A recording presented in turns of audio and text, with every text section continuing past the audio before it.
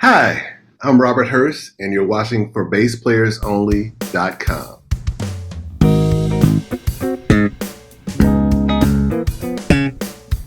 Hi everyone, John Leafman here. You're watching ForBassPlayersOnly.com, where I've taken the frustration out of learning bass so you can build confidence, have fun, and just enjoy making music. Even if you're dealing with things like sore muscles and achy joints and just getting older.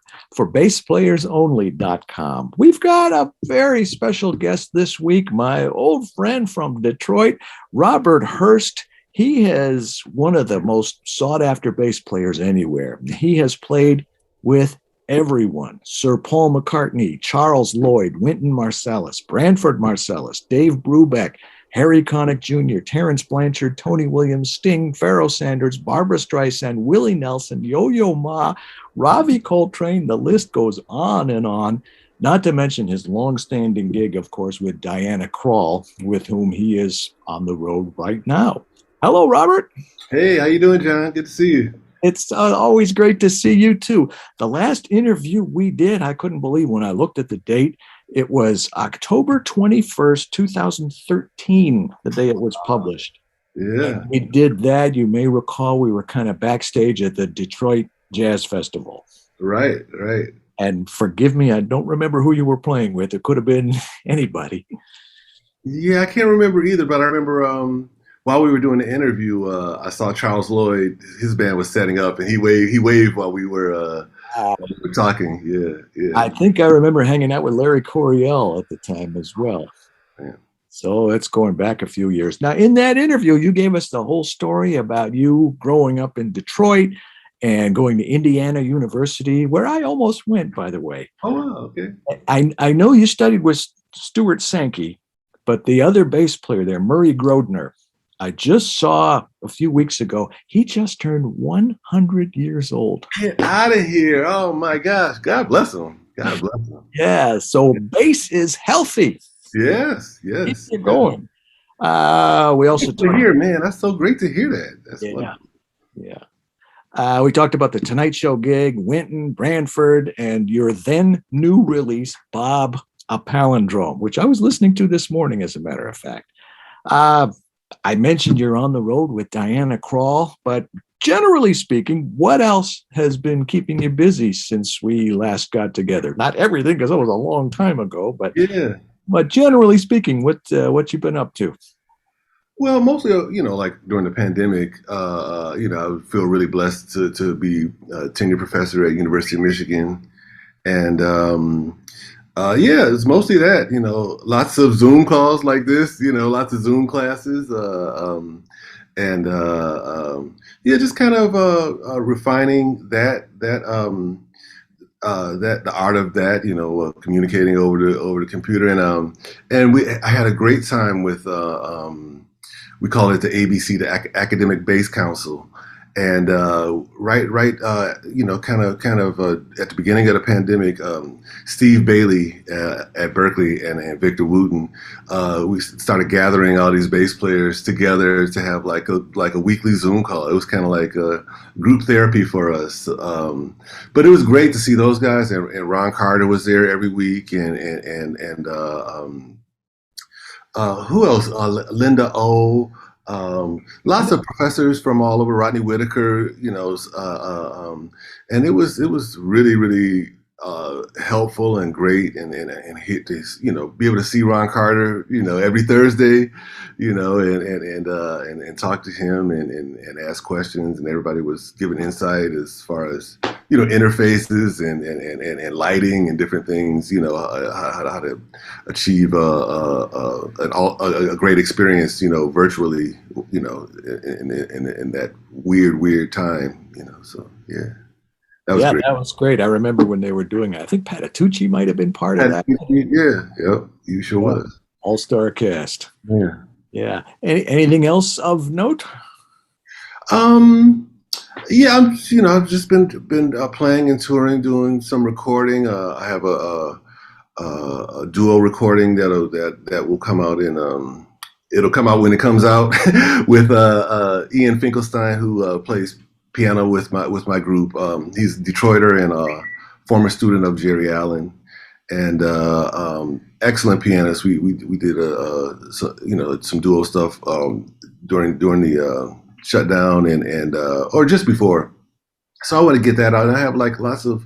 I was really recording a lot, right before the pandemic, and so I have lots of stuff that is in various states of completion that we'll be working on, and have some recording projects coming up with other people, and I was just in New York with Joe Farnsworth. We did a recording with Emmanuel Riggins and Kurt Rosenwinkel. Wow. And there's Julius Rodriguez also. So I had never played with those guys, and it was the first time I'd been back to. I did another recording kind of during the pandemic in New York, but it's always an adjustment, kind of relearning how to approach those things and the energy of New York and great. It's just felt great to be able to do that and start doing it again, and everything's getting busy. So that's good. That is good. Not only is the music great on your recordings, but you're great at coming up with titles for your record. I particularly like Unrehearsed, Rehurst. Yeah, I can't take that. That's actually Robert Glasper came up with that. That one, I'll give him all the credit and the glory for that. But yeah, so that's hope to do more in that series. It's really like we just play and record it. It really is unrehearsed, and maybe sometimes a sound check and then we get a couple things together. But I want to continue that series and try to have it be people that I haven't played a lot with. I look forward to that as well. So do we all. So how's the tour going with Diana Krall? It's cool. We were out for a lot of the summer, for all of July in Europe, and that was fun. I hadn't been to Europe in a number of years, and so that was cool to see like a lot of musicians at the festivals that I hadn't seen, and we tour by bus, so that is my preference, we have the whole media thing. We can play. John Coltrane as loud as we want to, or Jay Dilla, or whatever we want, and just, you can walk around in your socks and you don't have to be dehumanized by airlines. Let me ask you to put your educator hat on for a minute. At For Bass Players Only, we're a bass instruction site. So we get people from pretty much every state in the U.S. and I don't know how many countries worldwide that come to ForBassPlayersOnly.com to learn to play bass. Mm-hmm. And most of the people I'm attracting are men in their 50s, 60s, 70s. They're not trying to be rock stars. They're not trying to have a career as a bass player. They've just, now's the time to do it. They want to learn. They want to play some classic rock riffs or some blues shuffles, maybe some walking bass lines, maybe a little funk R&B with their friends, just for the enjoyment of it. Mm-hmm. But as people know in their 50s, 60s, 70s, things like arthritis and tendonitis tend to creep in, and pain in the shoulder and the back and the neck and the hands. And those are some of the things they're dealing with. So I say all that just to give you some context. But given that picture, what advice do you have for somebody like that who wants to learn to play bass? What do you think is important for them to think about and to know? Well, kind of on the physical side, it is a very physical instrument, either whether it's electric bass or upright bass. So I would say start slow and really warm up, because it's easy just to jump on the bass and start playing, especially like if you're you love it so much, and you're not a professional musician, you just want to play, But I would say take the time to warm up your forearms, and I had a tennis injury on my hand. It's a place right here where a lot of the tendons and stuff come together, and I had I didn't have a good handle on my racket, so it kept slipping, and I kept grabbing it tighter, and and I was playing with this guy that could really hit, and I just, did some damage. And I waited and I kept playing, tennis, and I waited too long to really have the surgery, and there's a great hand guy at University of Michigan, and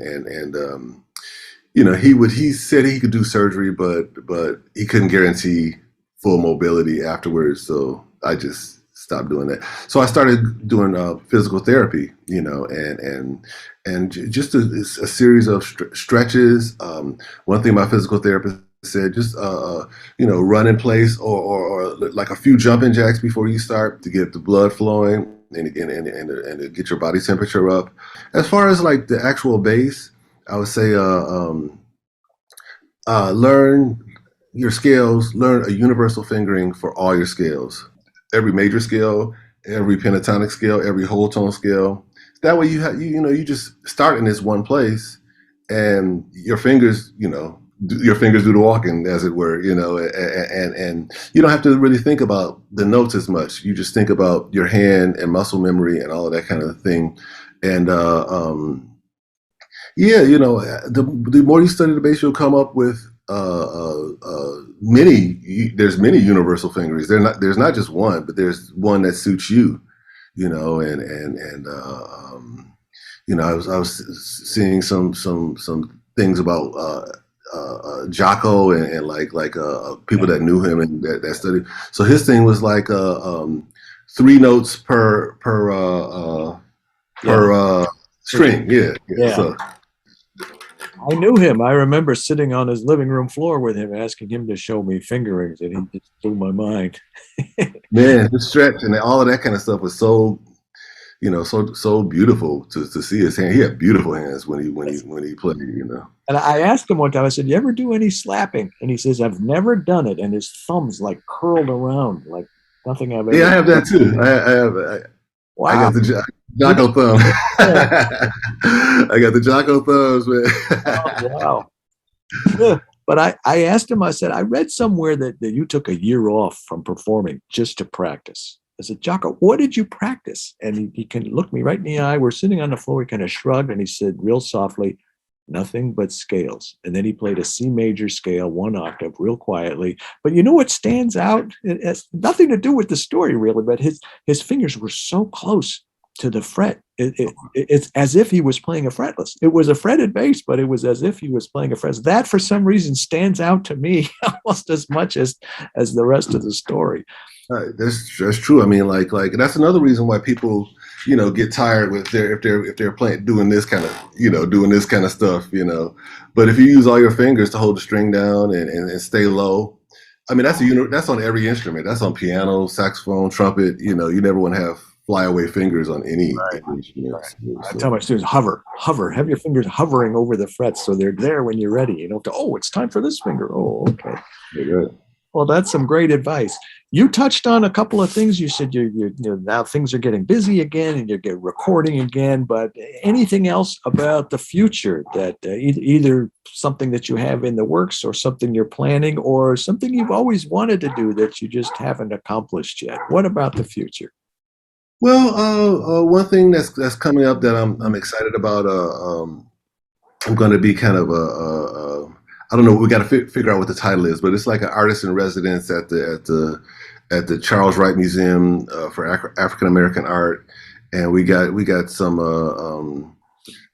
grant money to put on some shows and do some web series and different things Detroit. Like that. Yes, in Detroit, and so I'm looking forward to kind of getting into the institutionalized part of the music, which is like with places like Jazz at Lincoln Center and SF Jazz out in San Francisco. I think that's a cool part of the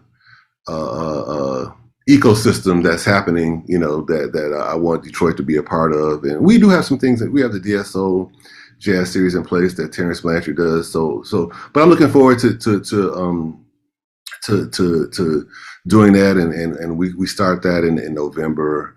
I think it's the 17th. I'm doing a concert with my band, and then we'll have some other treats for everybody. We're still kind of, kind of getting it together you know, all of this happened like during the pandemic, so it's kind of like a lot of catching up to do, you know, with the logistic part of it. But I'm really looking forward to that, you know, and I have this other project that it was started with Kareem Riggins, Jerry Allen, and myself, and we call that group D3. We're all kind of descendants of Marcus Belgrave, as well as the Detroit scene, you know, and we did a few recordings that have not been released, but will come out at some point. And yeah, we did a lot of playing with, especially when Jerry was teaching at U of M and Kareem was living in Detroit, and so we have you know, some recordings of that group, and we're kind of rebooting it with the young pianist that I was talking about, Ian Finkelstein. So we did we played at the DSO at Orchestra Hall a few months back with that group, and hopefully we'll be doing more with that group because it's pretty cool, you know, because we can go like lots of different directions. You know, Kareem has like his, you know, in addition to you know, playing with Ray Brown and all, you know, Roy Hargrove and all the greats, he was also, you know, best friends with Jay Dilla, and he also, you know, tours with Common and all of these hip hop influences, and so, you know, like we were looking forward to doing some stuff with that group and just playing more, man. You know, I still need to heal from having, you know, 2 years plus out of the game, you know, and just had a lot of pent up energy, Rich. Waiting to come out. I did not realize you had such a strong Michigan presence still, and such a strong Detroit presence still. That's great to hear. I'm there. My daughter graduated from there. My wife graduated from there, from University of Michigan, and yeah, so we're very Detroit, Ann Arbor centric, you know, people, you know, and I love it. I actually auditioned at U of M for the teacher's name was Hurst, Hurst, just like mine, Larry Hurst. You told me about that during the last interview. Yeah, and he gave me the best advice ever. He said, "Don't come to Michigan." Because at that time there was no jazz program or degree, or, you know, they didn't have as much stuff in place as, you know, when I went to Indiana University. So who was there? David Baker when you went to Indiana? Yeah. And actually they didn't really have any applied jazz teachers, which could have been a drag for some people, like probably saxophone players. But they, you know, they had. I was stunned when I went there, and I said, "This is great! 5 orchestras, 90 people in each orchestra. Stuart Sankey, Murray Grodner. This is great." But I also looked at Berkeley, New England Conservatory, Musicians Institute, you know, BIT out in LA, North Texas State, and University of Miami. And I got to Miami. I said, "Wait a minute! This is what I started out looking for in the first place." Because it was the studio music and jazz. Don Kaufman was there and all the guys. Lucas Drew was the upright player. So I played in the orchestra, the upright teacher, I should say. And I learned a lot from him. And that was just the best of both worlds for me. Plus, I got all the Latin gigs, and I'm doing all these tours in South America and Central America, Guatemala and Costa Rica, and Peru, Colombia. That was a great experience.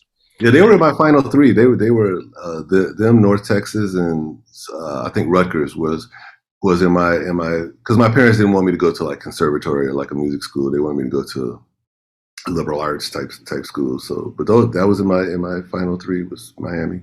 Yeah, North Texas, I thought it was great, but it just didn't. I don't know. It didn't resonate with me. I met with the guys there, and you know, I'm trying to think who. There's a guy named Ed Rainbow who was the bass teacher.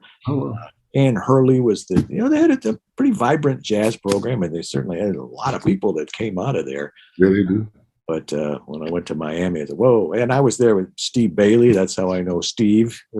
Before, and Andy Timmons was there, and I'm trying to think of who all was down there. It was a great time to be there, a great generation of players. Was Jocko around at that time? Jocko wasn't at the school at the time, but I knew him just because I lived down there for 6 years. He was up in Fort Lauderdale, and you know, I used to see him around town and see him perform, and going over to his house and say, "How do you finger Teen Town? How do you know?"